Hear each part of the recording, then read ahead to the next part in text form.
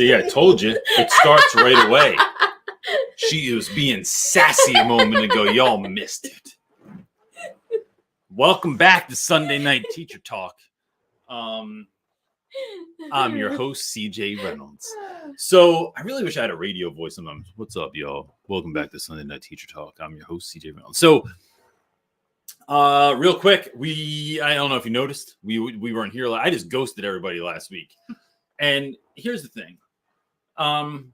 There's nothing ever like horrendous that happens when it's only happened a couple of times. We've canceled it a handful of times, but there's only like a few times that like I just don't say anything. And that's because, how did you put it?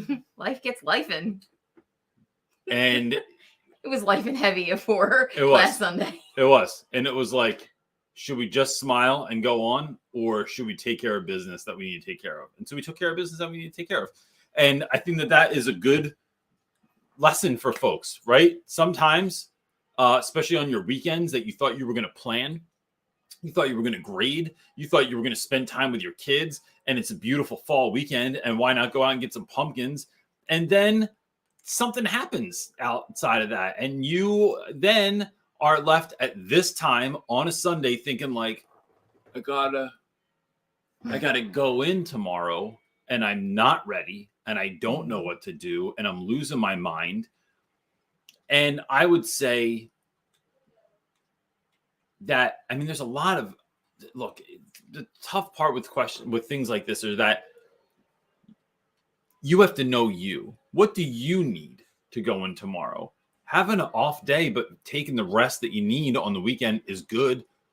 Calling out is okay. And if they give your class to your buddies at school, that's the school. That's not you.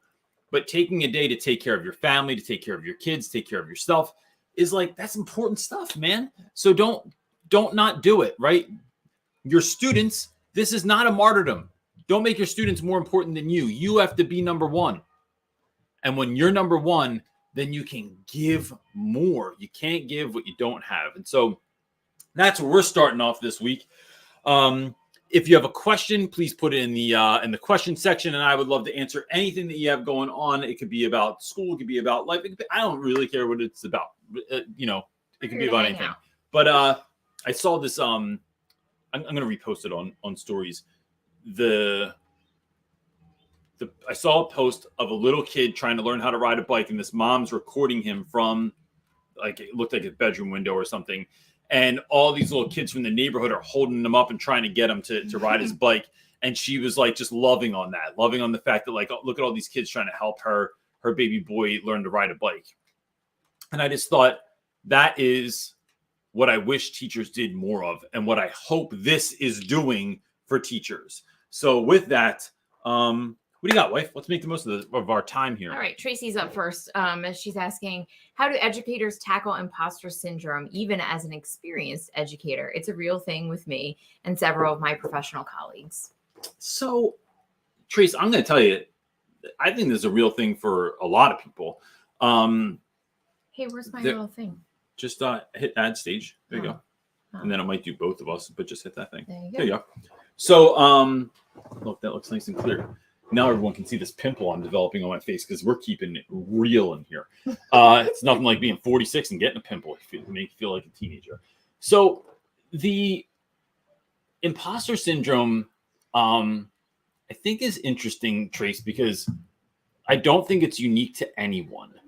I think that when I think about stuff like, I heard Henry Rollins tell a story one time that Rollins' band was on tour with Black Sabbath had gotten back together, right? One of the, not my jam, but I don't know why I had to add that in there, but like arguably one of the most influential rock bands of all time. They are on tour. Rollins' band comes back stage one night, and Ozzy Osbourne calls over Henry Rollins and says, hey, like, was there, like, how's the crowd? Like, was it full?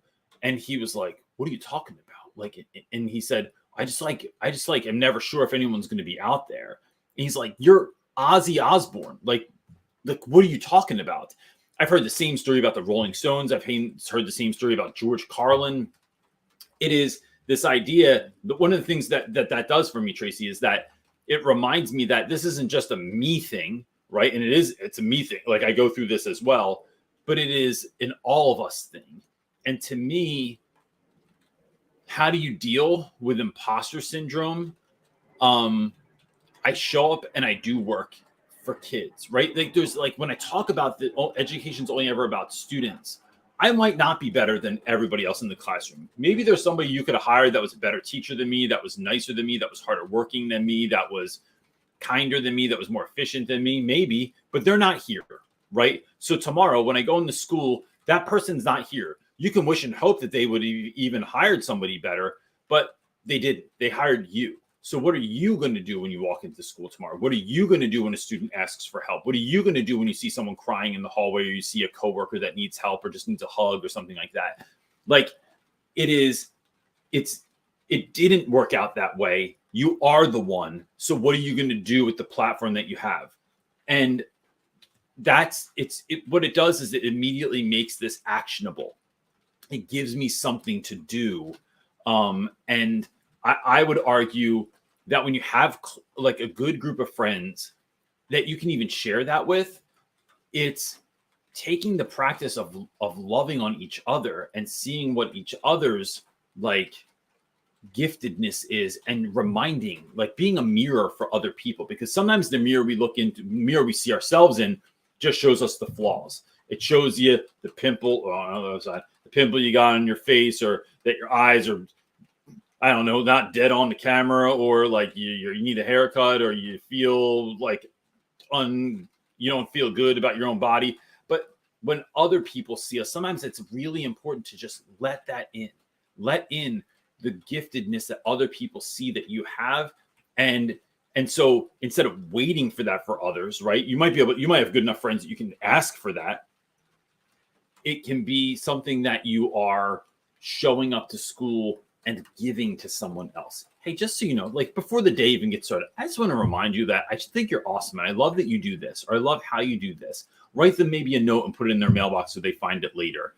I think that that's what we do. Whenever we are feeling like not enough, I think turning it around and loving on someone else, and remembering that everyone's kind of going through this stuff.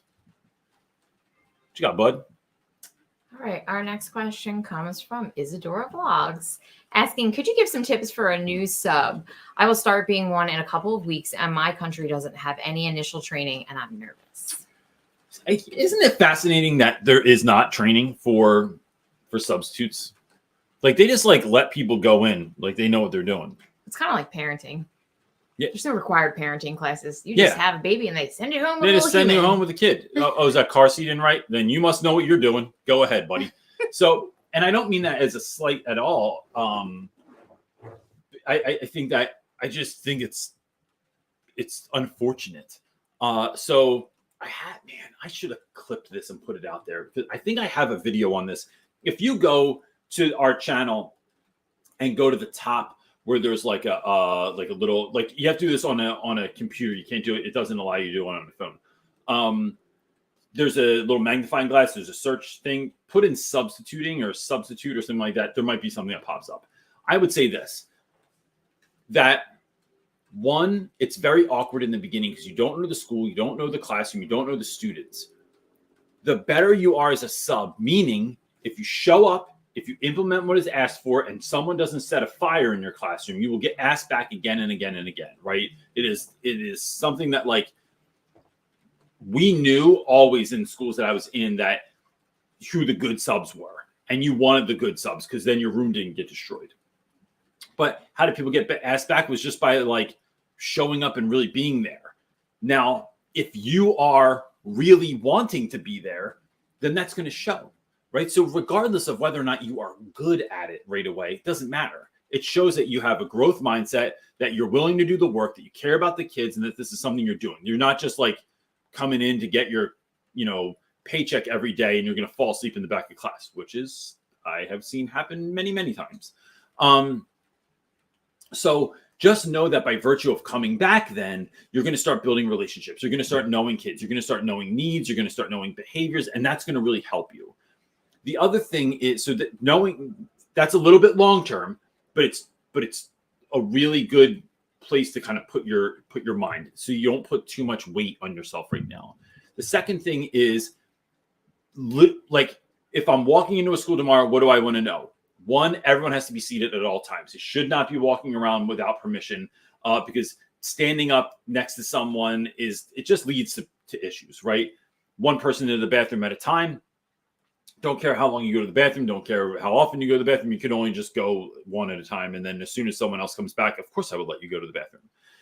The other thing is letting them know that you're, exactly what the assignment is, and then helping kids that need help. Moving around, even if you don't know the answers, even if you don't know the math, even you don't know the science, it is sitting with the kids, moving amongst them, and starting to help kids that need help. And then the other thing is, don't just stay in the room. Find ways to talk to kids, to get to know students, to find out what they're interested in, because the more you come back, the more you know, and the more you know those students, the easier it's going to make the job, and it's going to make something that you look forward to, something that you enjoy coming to, because oh, I'm in this class again today, and I know I have this 6th period class, and I love them. They're so freaking fun.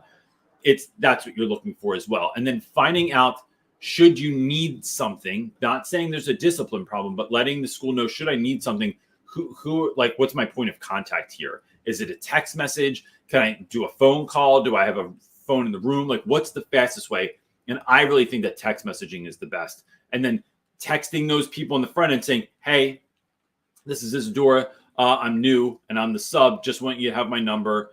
Should you need anything from me? I think that that's a good place to kind of like start connecting with people and showing up as a willing participant in the day.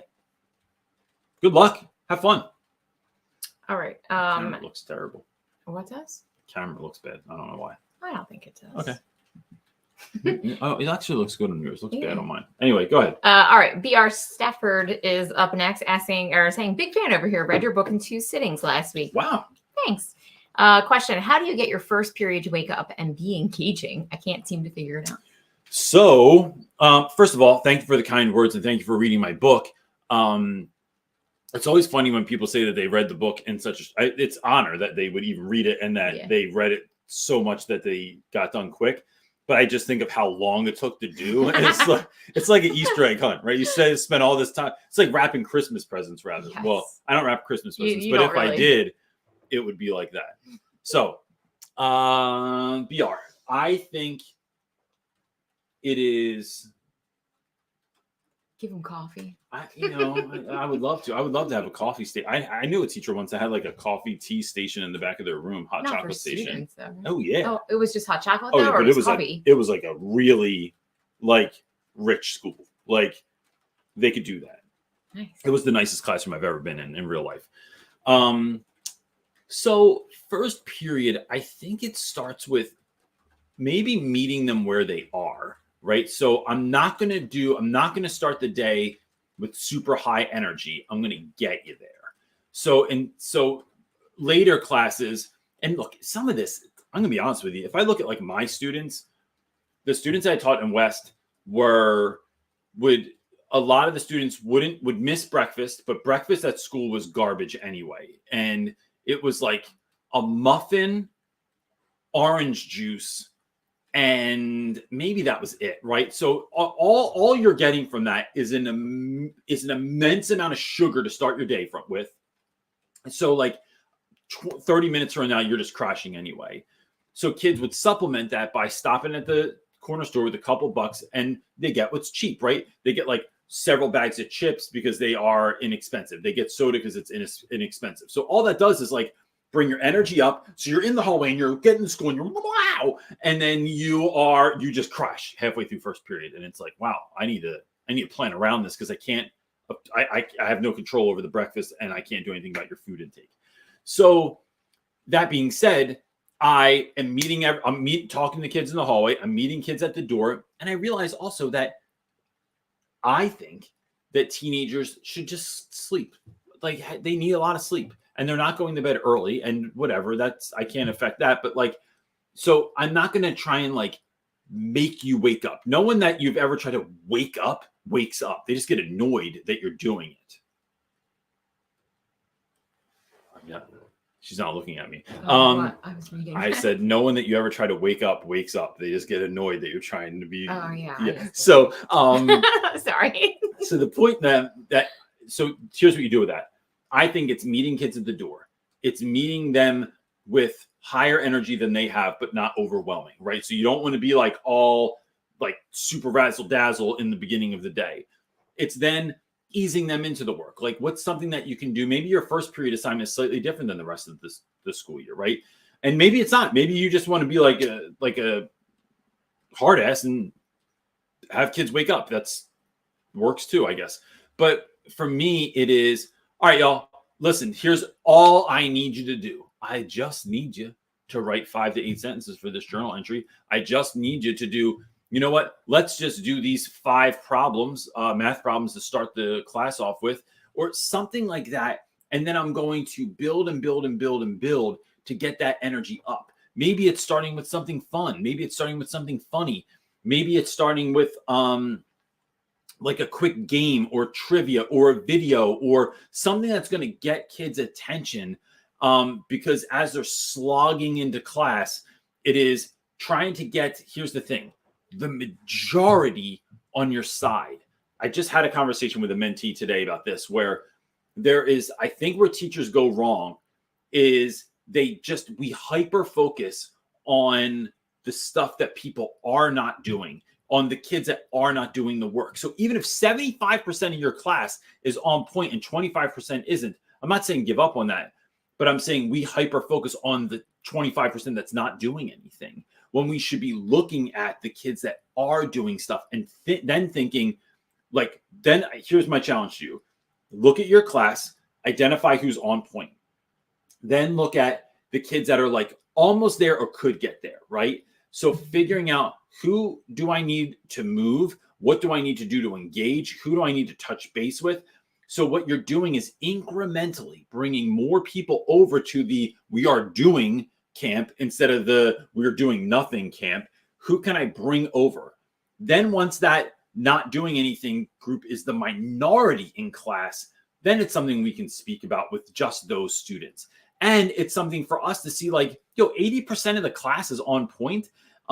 This is the same thing I do with grades, right? Like if someone's struggling and your grades are low in your class, it's like, what could I do that's going to help raise grades overall, or maybe with just these students right here. And so you start proving it. You start in the numbers. It's irrefutable that kids are getting better, but it's, I think, looking at things like that. Or sometimes it's like acknowledging it. Look, I know y'all are tired, but this is the best class of the day. I'm going to tell you right now. So it's all downhill after this, because I know that you got Mr. Rufo for math after this, and we all know what that class is like. You can tell him I said that. So like, I need you to get it all together, and you can sleep in Rufo's class probably. And Rufo's my friend also. I do this on purpose. I do it to a lot of my friends in school, but it's like getting kids to kind of laugh that off, or telling them like, listen, I know y'all are tired, but choose your heart. Do you want to be successful or do you want to sleep? And right now you might think sleep, but future you is telling me that they want you to wake up right now and get ahead and get at what you're doing right now. So let's do it. And so that's part of it as well. So it's having that conversation, it's having some compassion. It's building your classroom around the behaviors of students so that you can meet them where they are and bring them up to where they need to be. But in short, that's what I would say. All right. Ready for our next one?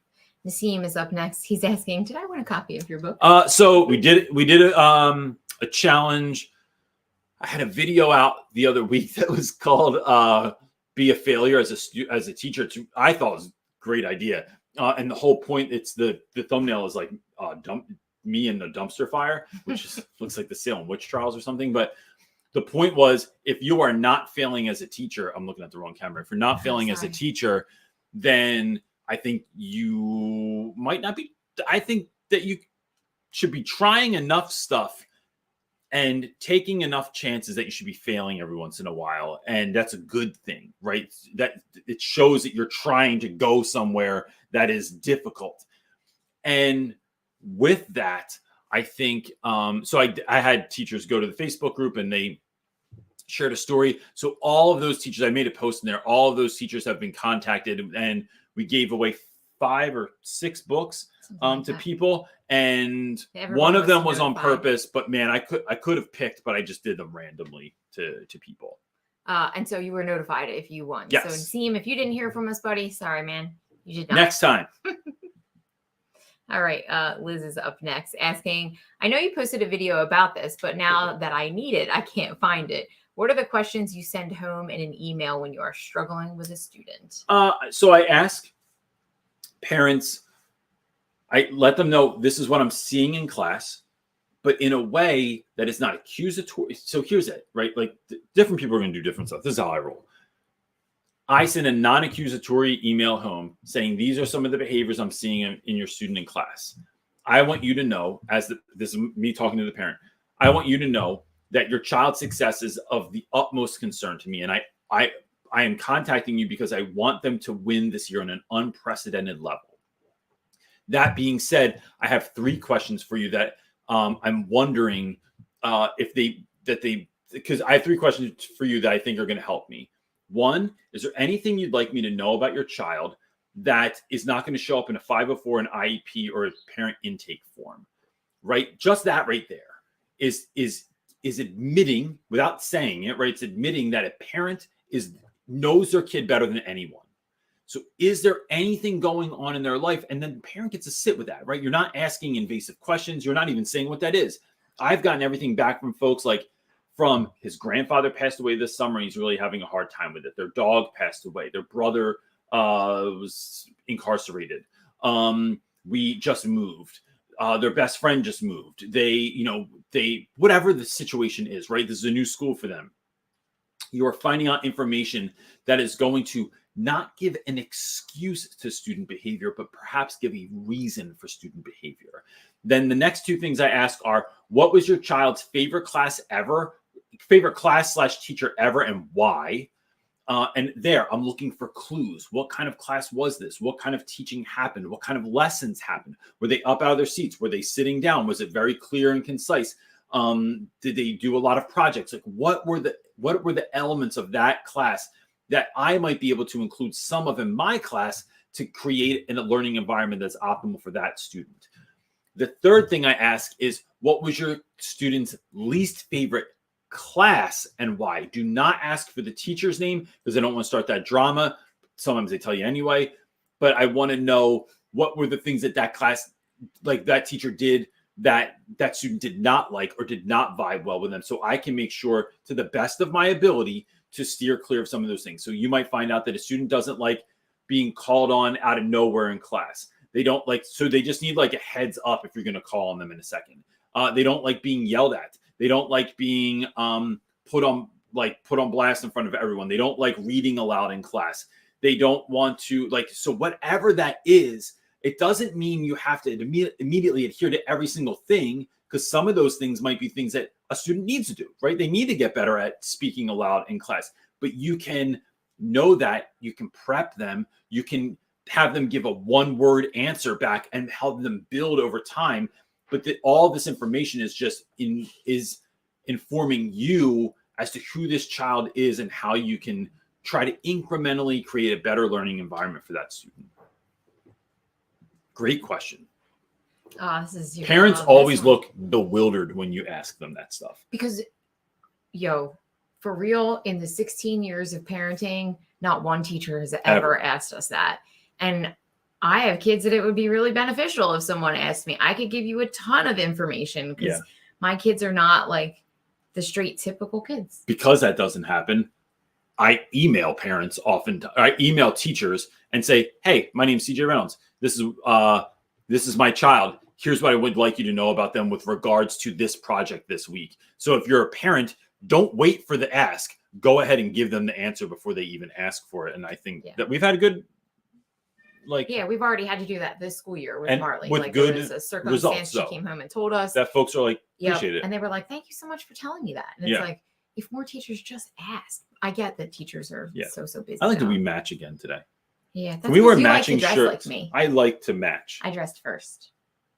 That's why. Me. And we both have our green glasses on. Again, first. You copied me. Anyway, go ahead. All right, John Lopez. Thank you. John Lopez is asking, do I see some Run DMC dolls behind you? They're behind you.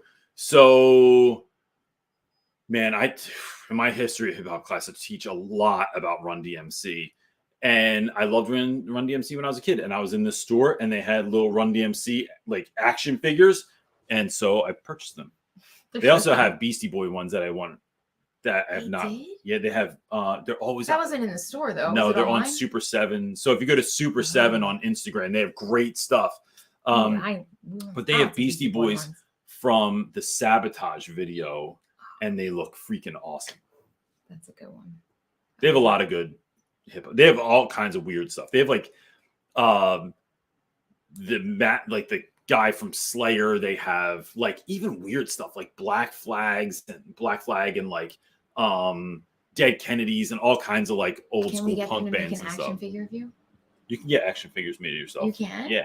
I found it online. That'd be hilarious. Yeah. I would love it. Of course you would. Nassim is up next asking, will you visit New York City for a road trip as a family vacay? I'd love to meet up with y'all. Y'all are incredible. If we weren't going the exact opposite way, Nassim, that would be a possibility. You missed it. We've been in New York a lot. We have been to New York a lot. But I'll tell you what, first of all, New York City is so unbelievably expensive anymore that it's difficult. And the last time we went, especially with Broad's autism, like the loudness, Philly is neither one of our doable. Kids actually really like New York. It's so aggressively loud and like there's a lot of like sudden loud noises. Yeah. It bothers both of our kids. But even in Philly last year, when we went to the Christmas thing up at City Hall, like Mara had a hard time with the crowds and the noise, and there's so much going on, so it's tricky. But so that now we won't see that. The opposite. We're like, there's not that many people out in the desert. Yeah. Fun fact about New York is we were there when the lights went out. Oh, that just came up. We were looking at pictures of this the other day. Mm-hmm. Right around the September 11th first anniversary in New York City, when the power went out, we were there and we slept in the middle of Times Square. And we were stuck. It was awesome. It was really fun. Well, kind of. It was a little It was scary. terrifying at first because everyone thought that there was another terrorist attack. But then when they realized there was not, the whole city, it was just fun. It was just fun. Everyone had a great time and it was wonderful. All right. Next question. I am 22 and I just started teaching math. My students are in their last year of school and are about 17 years old. How do I stop them from undermining me and pushing me more than other teachers? So,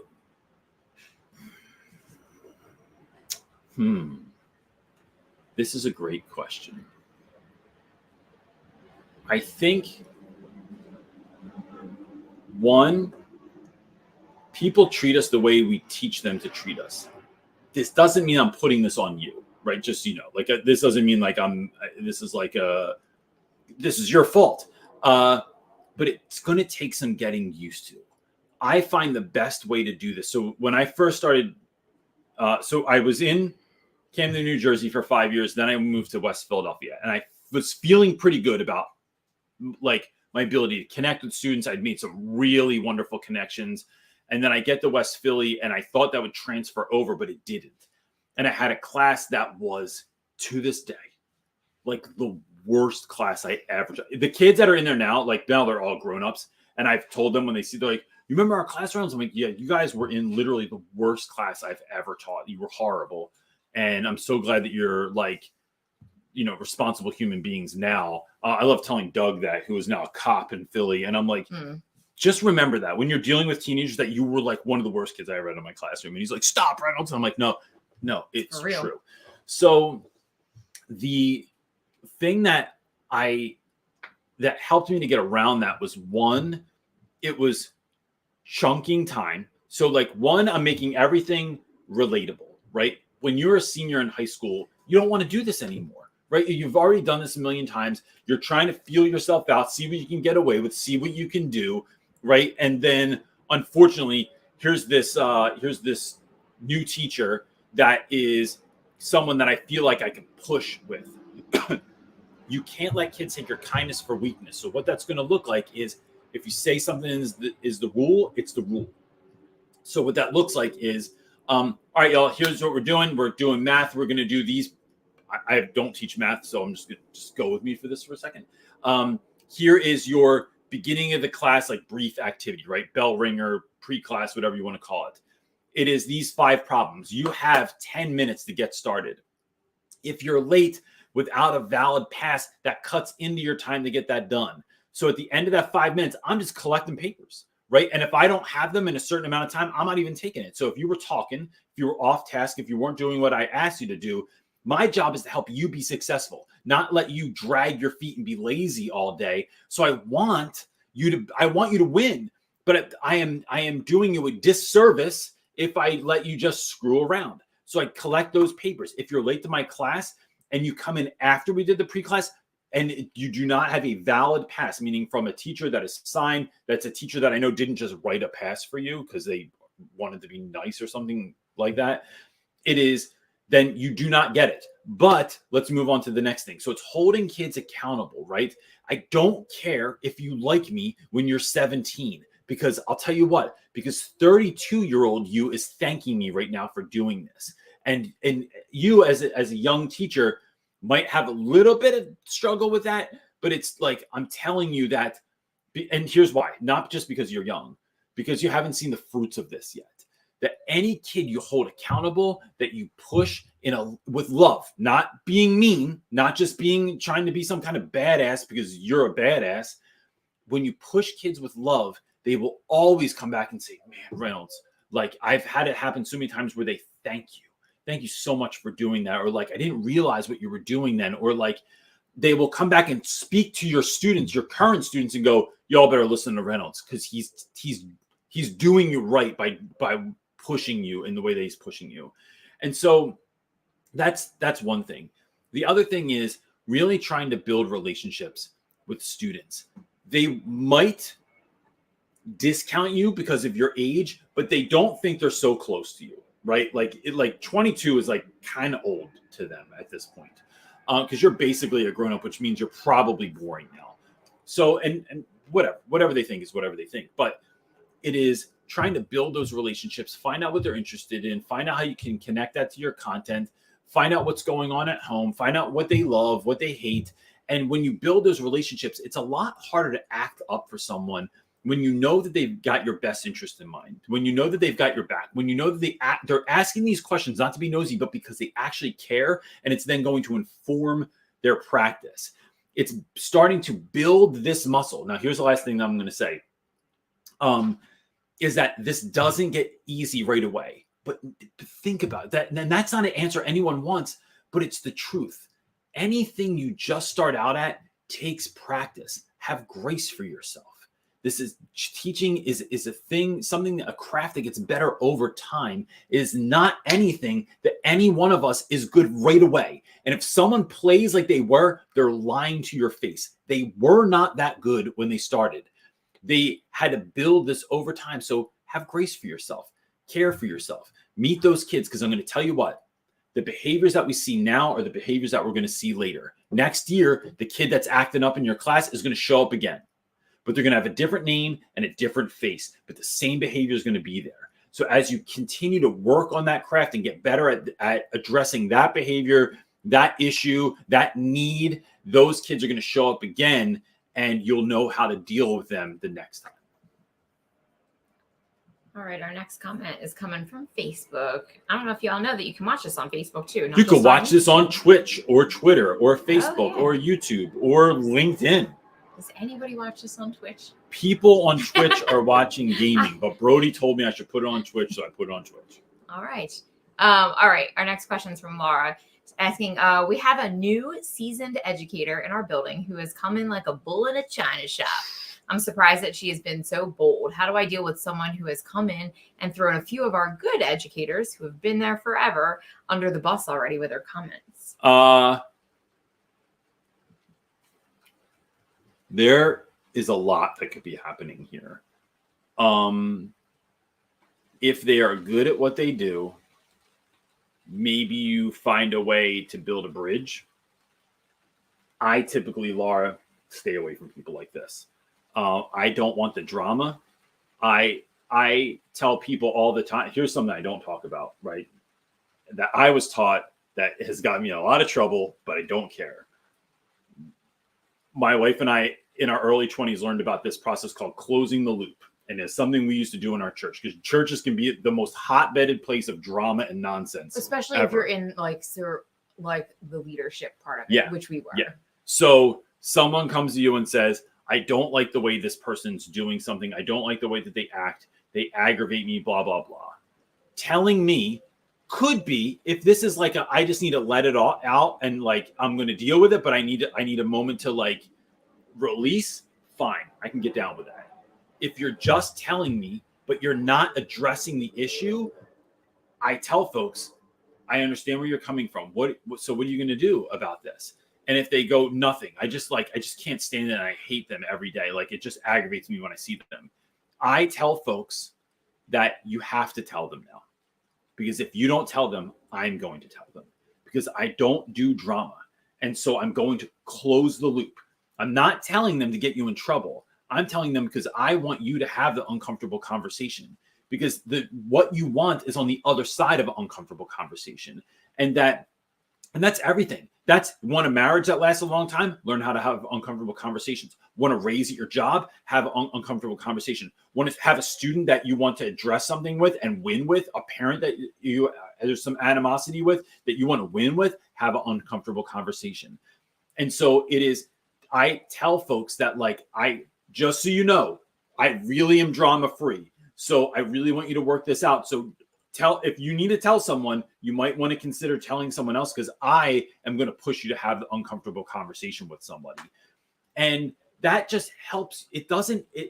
Folks don't like that because they think it's going to detract. They think it betrays people's trust. That's why I tell you on the front end, right? You get a free pass. But after this, I'm going to go talk to them, because we need to be a unified front. The kids come and go, right? At my high school, you only have 4 years, sometimes 5, a couple kids 6. But then it's the teachers that are there over and over and over again. We need to be family. We need to have one another's backs. We need to get along.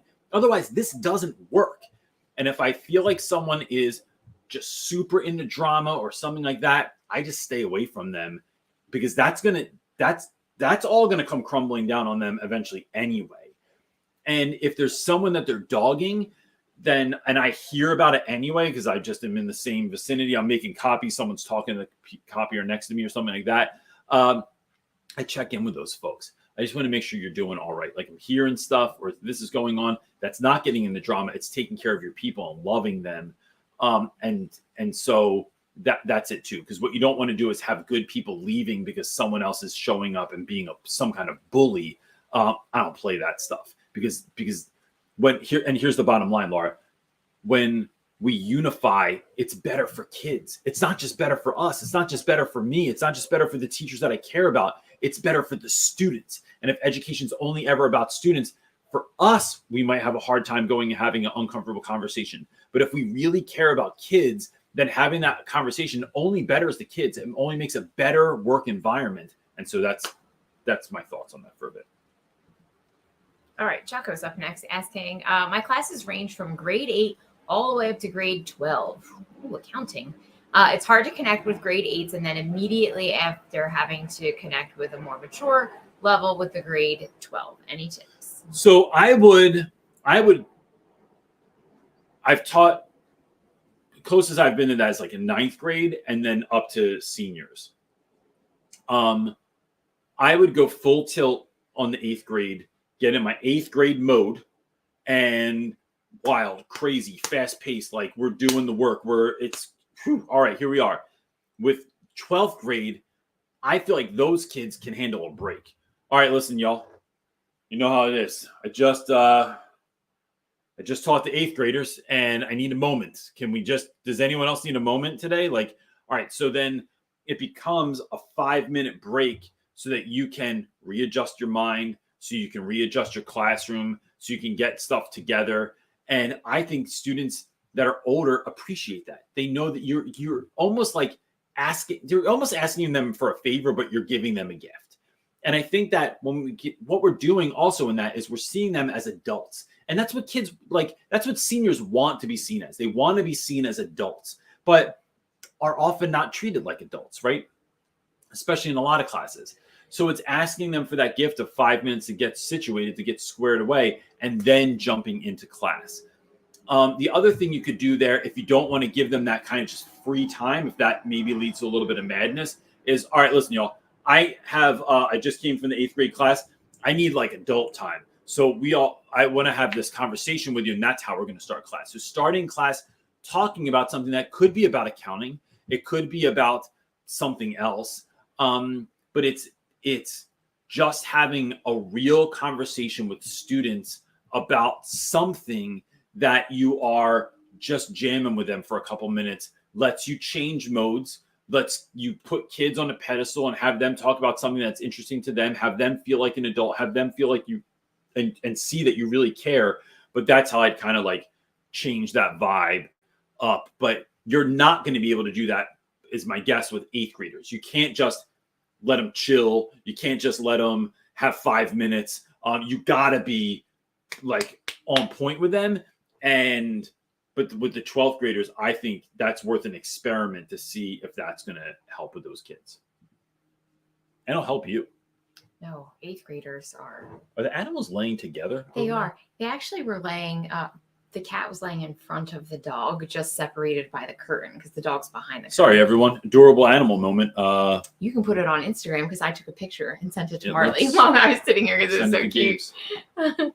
Okay, Jess is up next, asking, struggling with one student who makes noise, gets up, hands on, interrupting. He needs mental health care. Has been referred. What can I do in the classroom to get through lessons so students can learn? So one, Jess, these are students that you have to keep asking when we're going to get help.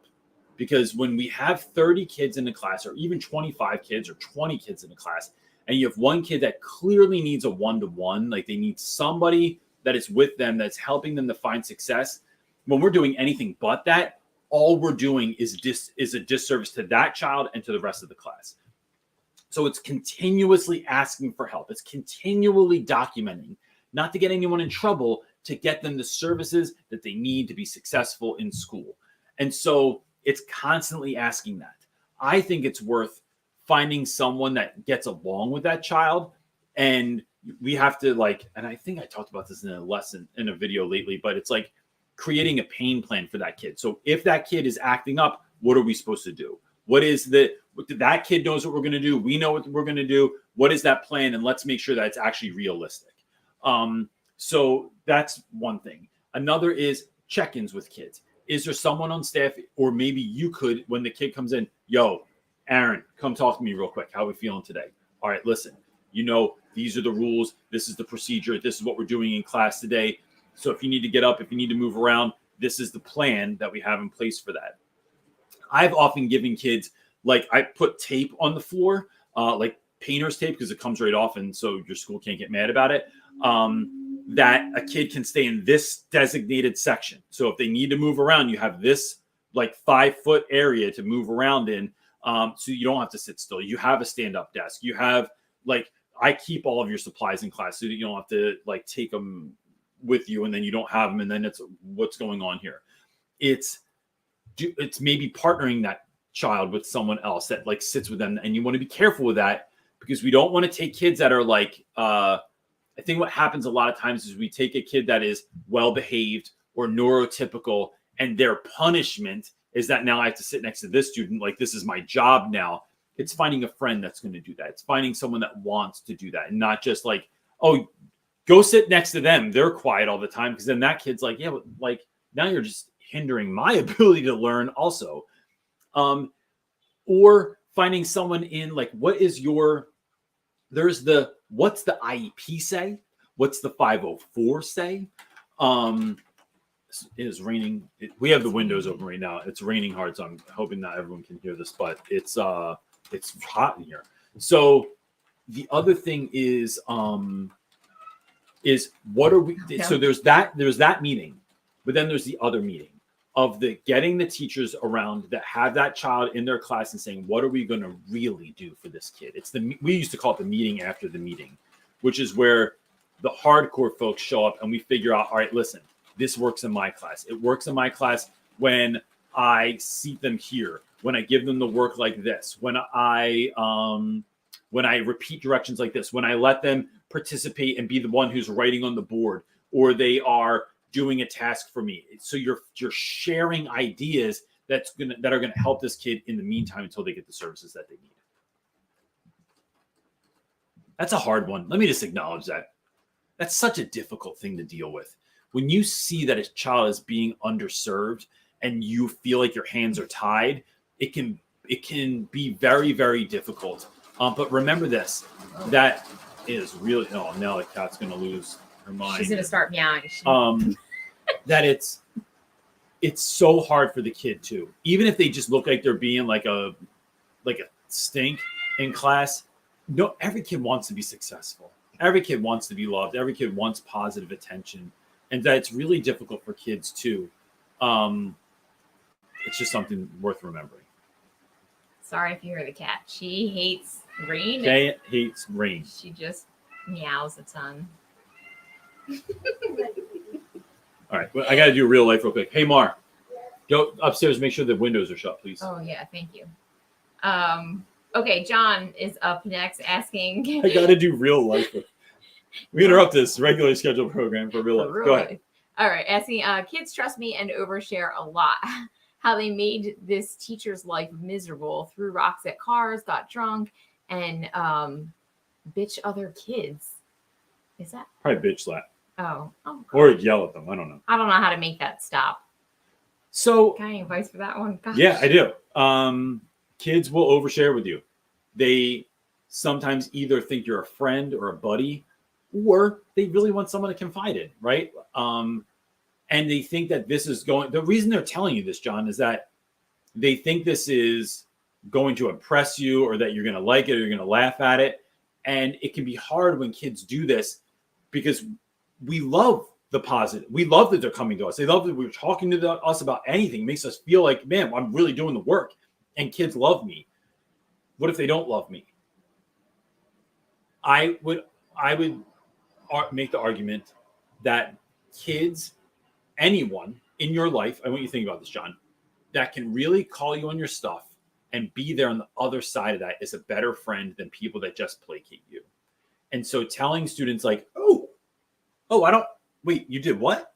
Like, first of all, get your life together. You're not being a good friend. You're not being a good human being. You're not being a good citizen or a good neighbor by doing that. Did you forget how you're an incredible person? I love all of these attributes about you. Why would you taint that with that behavior? Like, because you have the power to do really awesome stuff. You have the power to find someone at lunch that doesn't have anyone to sit with and say, yo, why don't you come over here and sit with us? Like, or that see someone that doesn't have lunch and split your sandwich with them. To see someone getting picked on at school. And if you're so tough, why don't you and your crew roll up and like stop that situation from happening, right? In a safe way. Don't get yourself in front of a gun or something like that. But like, you have this power, but you're using it for the wrong thing. Like, and I find that kids having that mirror held up because they clearly trust you. They care about what you think and they're looking for affirmation, but we have to tell kids what's going to get our affirmation. And so holding that mirror up can sometimes, it's going to be part of the reason that stops that. And then showing them what are some things that they can do, which is why when I eat, with kids, and some of them are knuckleheads like that, right? And saying like, yo, Paul, come here. This kid over here, he's new. His name's Sam. You don't have to be friends with him. I'm not even asking you to go sit with him or talk to him or become his best friend or anything. if you see him in the hallway today, can you say what's up? He's having a hard time getting along with people. And just having someone of your stature who's like a cool dude like you, or an older guy like you, or, you know, a celebrity in school like you, to just say, what's up? Yo, what's up, Sam? Can you do that for me? Like at least once today? Got you, Reynolds. I got you. And then kids, you're starting to walk them, look for those opportunities. You're kind of giving them the guided notes of what it means to be, what it looks like to be a good person. And then having them do that, right? Like, all right, listen, y'all, I'll get like all these like knuckleheads together. And I'll be like, listen, it's Miss Cho's birthday on Friday. So here's what I want to do. I'm going to have the whole floor in her office covered in balloons. Can y'all come in with me on Thursday? I'm going to buy donuts. We're going to eat lunch together. We're going to fill up balloons. And then at the end of the day, we're going to go put them all over the floor. Got you, Reynolds. Oh, this is hilarious. So you're showing them what you're using that same kind of knucklehead, little bit of pain in the ass because Cho doesn't really like attention and she certainly doesn't like balloons. Kind of you're still using that same energy, but for good instead of for something that is not so good. That's how I kind of handle that stuff. It's never damning kids either. It's always just kind of like, it's holding the mirror up. It's giving them, it's showing them like what you're doing is dumb. Let's figure out how to take that same energy and do it and do something beautiful with it.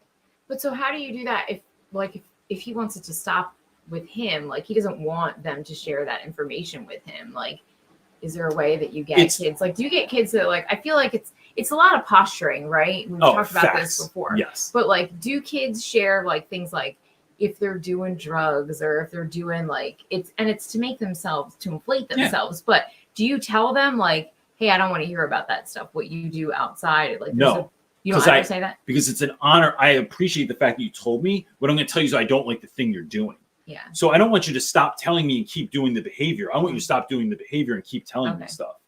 And so it's so your flipping goal that, is right? To just so when a kid, and I mean, everything from kids that have like been inappropriate towards women that come in and think they're going to tell you this story about how I like used someone. And I'm like, what? Yeah. Nope. That is inappropriate. It's unacceptable. And I would never do that. I want you to think about your mom. I want you to think about your sister. I want you to think about using that same power to love someone or not even love someone, but like be loving towards someone, be kind towards someone, lift someone else up. Respectful. Like, so when you come in and I've had kids share all kinds of stuff like that, but it's like, it's you as a young person want to use that power. I need to show you how to use it for good and make that attractive, make it fun, make that cool. And that's what I'm doing with kids. Okay. All right. Nicholas is up asking, will you be teaching in New Mexico? I will not be teaching in New Mexico. That's a great question. I can feel it in my We've talked about this a lot, right? So Nick, in my soul, I feel that this is the work I'm given to do now. That in my classroom, I can serve 120 kids a year. Doing this, I can serve more teachers, which ultimately serves more students.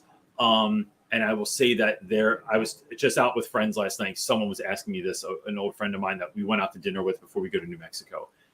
And she was like, do you miss it? And I said, I miss interacting with kids, but this work is no less stressful. It's stressful in a different way.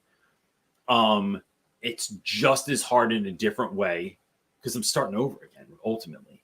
But man, do I have a deep-seated sense that this is the work that is given for me to do now. Yep. So, and I don't argue with that stuff. Yeah.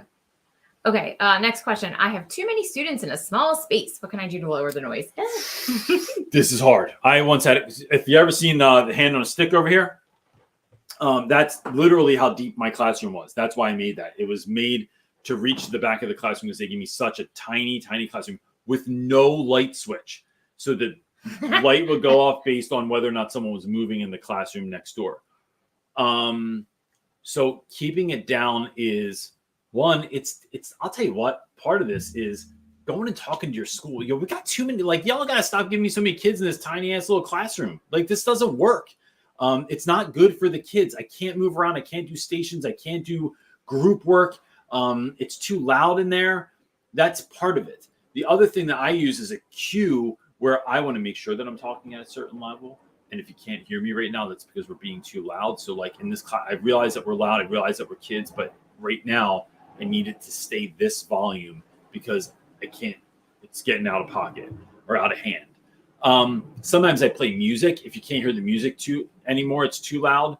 I've had teachers that this is a great move, but this gets a little tricky because of music, but letting kids, so I would play songs in class. I totally stole this from a guy that I taught with me, Mr. Major. Mr. Major would play jams in his classroom that the kids liked. And it was always stuff that was clean, always stuff that was appropriate for class. He would play stuff that kids liked while they were working. But if they got too loud, he would just stop the song. He would just pause it. And that was a cue. It wasn't, you're not bashing kids. But you're not. So sometimes what he would do is turn the music down. So the song keeps running. And if you want to hear the rest of the song, you got to get quiet. People are being too loud. They do the same thing when we watch movies. When we watch movies, I had this little thing, this little flap of paper that would fall over the projector lens. I used a string, and it would cover the thing. So the movie would keep going. You just couldn't see what was happening until we got quiet. The kids would quiet themselves down, and then I would pull the piece of string. I would pull the flap up, and then everyone could see the movie again. Or you could do the same thing with a pause button. Just hit the pause button on the film until everyone's quiet enough. And if we can't get through this in the class, then you all just missed it, and it was awesome, and you're going to love the end of this, but it doesn't happen. It's just doing stuff like that that really helps kids to chill. I think also lowering your lights, having chill music in the back, like creating a vibe in your classroom helps to create the larger vibe of like, yo, we don't like here. We got to keep it cool. We got too many people in this little ass space. So like, let's just keep it chill. I don't curse that much in class. I don't know why I'm doing it right now, but like it's like reminding kids how chill to be. All right. Jack Attack is Nice. up next, asking, hi Reynolds, I'm currently a sophomore in university majoring in education. Tomorrow I'm going into a high school classroom for the first time. What should I be looking out for and observing as I help? So great question. I would say, Jack, that I would do a couple things. One, not just what you should be looking for, but what you should be doing is connecting with young people, right? Start exercising that muscle of talking to kids, getting to know them, getting to know their names, where they're from, what they like, what they dislike, and just building that camaraderie, right? The other thing is, what are things that who would you like to be who's doing stuff that you would like to do as a teacher, right? And writing those notes down, actually taking notes, whether it's like on your phone or on your computer or handwritten, because you're not going to remember them. You think you're going to remember them, but you won't. Writing down things that you would do, or writing down things that you would never do. And that could either be like, I would never yell at a kid, scream at a kid, or lose my cool like that in class. But how would you do it differently? So I saw this thing happen today. I saw this teacher react. I would never do that, or I would never teach like that, or I'd never make it so boring. But what would you do instead? So we're not just damning people, because look, sometimes things, Jack, you are going to do stuff that's different just based on your personality, right? Like I try to use humor in my classroom because that's what I do. But not everyone does that. So like I sing directions sometimes, right? This is ridiculous. And I don't suggest everyone do this, because if it's not in your personality, then it just comes off even more awkward. I own it, right? So I'm going to be singing stuff in class and making up dumb songs about people. And like, that's just what I do. And I actually have never made a video about that because it would require me to sing on the internet, and I don't want to do that. But it is who I am. So I might look at what someone else is doing, and not just through an eye that's critical, through an eye that's adaptive, and thinking about how might I do this differently if I did it. What would fit my personality? And those are notes that I'm trying to do. I had a professor that, kind of not necessarily pre-internet, but like Pinterest or Evernote or something like that, had us make a binder that was called your idea binder. And whenever you saw good ideas, or you got a cool handout, or someone shared an idea, if you liked it, you would put it in your idea binder, so that you constantly had this ever evolving sort of like educational Bible that you would use, that was your go-to resource for how to teach and how to roll this stuff out. All right, we're going to do a couple more. Do it. I am starving. just want you to know That's that. because you didn't eat any lunch. I didn't eat any lunch. I had a protein I bar. asked you. You did. All right. Our next question is coming from Thank you. Jacob. He's asking, my question is that I have a co-teacher for the first time. Any tips on making the most out of a co-teacher? I just want to say he posted another comment, and I just want to say congratulations. They had a recent addition to their family with a baby boy. Oh, we got to update that profile picture then. Son's going to feel some type of way that your daughter only gets to be in there. Fantastic, man. Congratulations. So I think that getting to know them, knowing what their strengths are, and knowing what they add to the class is the best move for that. I've had co-teachers that just sucked, and I don't know if there was any hope for them. They were horrible. And other teachers that you had to find what they were good at, and then finding ways to co-teach class. So for me, it was like figuring out who's doing what. Like, so maybe you teach the first 5 minutes of class, I teach the next 10 minutes of class. You doing the vocab review, I'm doing the journal, you're doing the close reading. While we're doing groups, you're kind of giving directions. While you're giving directions, what is my role? I'm going around and touching base with students, making sure that they understand, making sure kids are on task, making sure kids are paying attention. What are our jobs during class? Because the idea of co-teaching, and people need to be reminded of this, is that the students aren't supposed to know who the lead teacher is. So how are we dividing up these tasks so that we are both doing it, so that we both have ownership?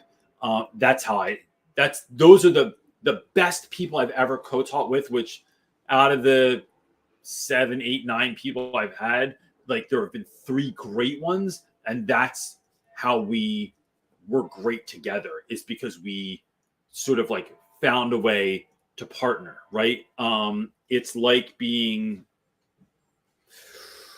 how do we want to, you can't be the Jackson 5. Everyone knew it was Michael Jackson and his brothers, right? Like, don't be the Jackson 5, even though they were great. And maybe that's not a great example. Or you don't want to be Wham, where everyone doesn't even know who that other guy's name was. You want to be like the Bee Gees, where it's like we're complementing, or the Beatles, we're complementing each other so seamlessly that there is no leader to this band. Great answer. You really, I appreciate that you cared for my answer that I used Wham as an example. Well, it's not really Wham. That doesn't really resonate with me, but I like the idea of like being, I like when there's 2 and they just work so seamlessly together. Yeah. I think that's perfect, but that's hard to achieve. You better go on to another question before I start singing a Wham song, because there's about 3 of them coming to mind right now. No, don't do that. One more? Someone said, or the next question, cool. Sharper. I don't know how to say that. Sorry. Saying, I'm looking to make the jump from high school to college. I know about the education. I'm currently in grad school. Any tips or ideas that you have heard from friends? So, gosh, I think that it's like,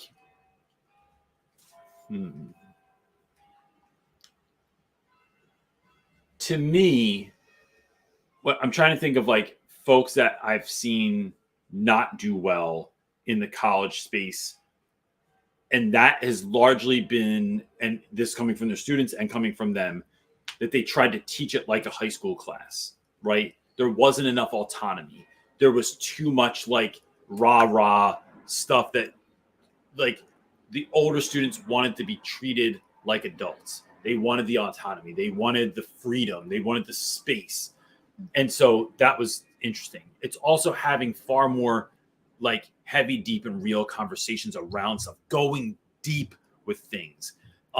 That's when I talk to students, that was what it was about, and getting super relevant. So I think that when I think about, I know that's not a whole lot to go on, but I think it's like these little shifts that we're not treating, because you can, this one woman I know taught on the college level, but during the day she taught 7th grade, I think, and brought that 7th grade energy, 7th grade level. She was a great teacher too. Like, her class was awesome, but her college kids felt like it was a little bit like kiddish. Like it bothered them because they were like, no, like we made it this far. We want to be treated like Yeah. adults. And so, yeah, that would be my advice. All right, let's answer another one because Yeah. this is pretty easy. Robin's asking, I'm going to paint a black border with regular paint so that I can use chalk on it. What finish should I use? That's a great question. I feel like I would use eggshell, like you suggested. There you go. Flat doesn't erase at all. It's really kind of messy. Most eggshell, now there are some flat paints that will allow you to clean them, but most flat paints, like even in your house, they don't clean well. Eggshell does. And Without being too shiny. Yeah. And I would say this, my first time I do it, I would use a higher quality paint. Like I would use Behr or Sherwin-Williams or something like that. But subsequent layers, I would just use something cheap like Glidden or whatever the bottom of the barrel is, because over time you erase it.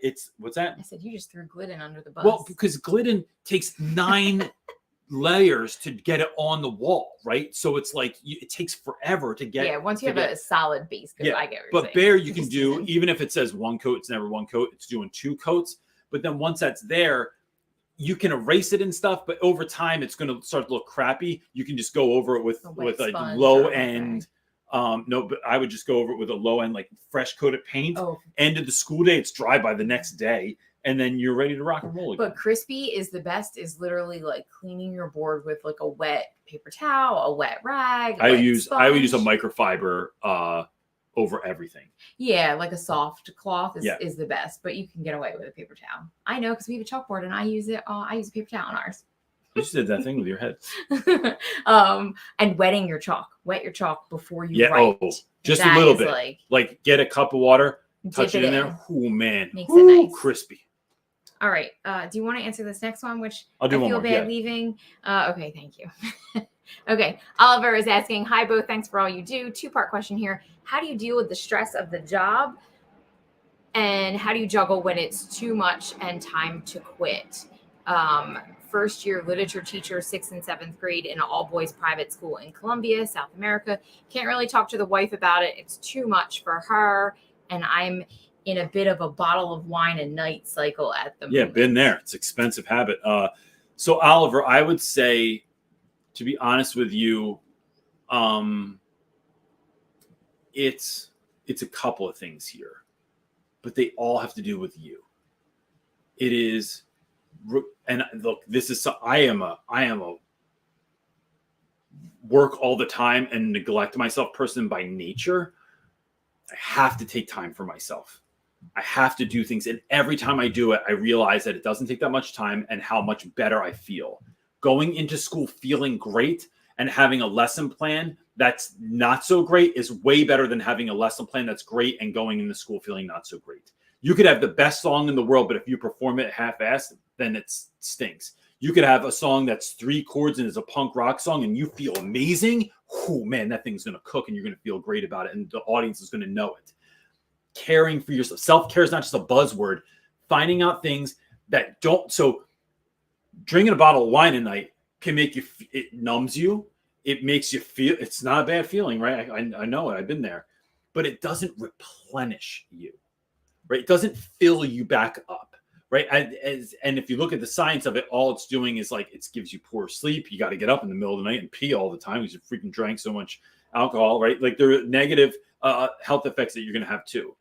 Finding things that, and I'm not even saying I'm not even saying don't just stop drinking, right? I'm saying that you need to that's not enough. You need to fill yourself back up. And then ultimately you're going to get rid of poor habits and just keep adding on good habits.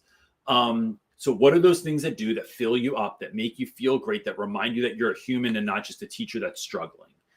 The other thing is, I'm going to say, and this is not just a plug for me, finding a mentor that you're going to be able to trust in, that you're going to be able to connect with, that's going to be able to give you real answers in real time and help you through this is the answer. In my life, whether it be in business, in spirituality, in therapy, it is me growing me and finding the fastest way to do that, right? So if I'm using myself as an example, we have over 600 videos on YouTube. that will solve conceivably every single situation. If you put those into play, you can solve any problem in your classroom. But we sell workshops because it condenses it, and I want to give people this much information in this much time. So it's a concerted, it's like a laser beam of information. Doing mentoring, coaching takes it to the next level, because now you're getting that much information in this much time, but it is specifically tailored to your needs, right? So I know exactly what's going on. I can help you with exactly what's going on, and it helps you grow. Becoming a great teacher means that we have to grow as human beings. It's that we are not ready to do that work yet, because here's the thing. By and large, if someone's finding success in your school, you can find success in your school, right? It's not that they're just doing it. They're not necessarily even doing more. They're just doing it differently. And we have to find out what that means for us. So really pouring into yourself, really loving on yourself. And then what is a way, an active way that you're going to love on yourself is finding the help and support that you need. Maybe that's therapy. Maybe that's a coach. Maybe that's a mentor. But it's finding something like that. And look, for anyone that's interested in that, I do mentoring calls. We run them. They're an hour a piece. You can sign up for all different levels. You can go right to our website, right on realrapwithreynolds.com, and sign up for that. And they are sometimes things that schools will pay for. Telling your school that you need a mentor, schools will foot the bill because they want you to stay. They want you to be successful. But even if not, it's there for you. And we do have a number of workshops coming. Moving is shifting those dates a little bit, but those are something we're going to start coming out with, I think, every 2 weeks, and making them at a price that is for teachers. So you should hear about one of those. Hopefully within this week, I will have that done. We're hoping, but also a bit of encouragement. I would say you say you're a first year teacher. Like, man, first year teaching is hard. The biggest thing that I've gotten to see through sitting in this seat on this side of what we do, and on the side of you, and getting to hear what you do, because we talk a lot about it. It's hard. It's taxing. It's exhausting. You really, really like cut yourself some slack. Like, it's just hard. Facts. And teaching it requires a lot out of the person, which is why it requires so much of the teacher themselves to grow, to be able to shoulder all that comes with teaching, because it is such a heavy job. And it can be really fun if you're capable of holding and shouldering all of that it comes with. Yeah. But I say, give yourself love. Like, it's just, it takes time to get there. You're not going to be awesome immediately. I almost cut you off. I apologize. That's okay. It is knowing that when you do get better, it transfers into all stages of your life. And it just makes life better, because you are rising up to the person. The question becomes, who do I need to be to do this work? And even if it seems not worth it, I'm telling you, it's worth it across the board. Not just in teaching. It'll translate to every area. You will have better friendships, better marriages, better relationships with your children, better relationships with your neighbors, because teaching is going to make you become a person that is more patient, that thinks on the fly, that is more creative, that is tenacious and has grit. It will make all aspects of your life better if you can get better at that. And so, hang in there. Yeah, absolutely. So look, with that, if there's anything else that anyone needs, realrapwithreynolds@gmail.com is the spot to go. And if you're not already liking that video, please just hit the thumbs up thing. Just go on there. It doesn't do anything bad for your algorithm. It just helps this get to more people. So if everyone on there did it right now, I have 74 likes on this already. And I don't make any money off of that. It just lets more people know about it. Get to more educators, and that's the goal. That's all we want to do. Just want to help people. This show is free, and so that's it. But we love all of you guys, really, and I'm so thankful that you're here. So thankful for the work that you're doing for kids. I hope that you have an awesome week. And that's it. Anything else, wife? No, that's it. Cool. See you next week. Peace. Damn it, it didn't do it. Peace.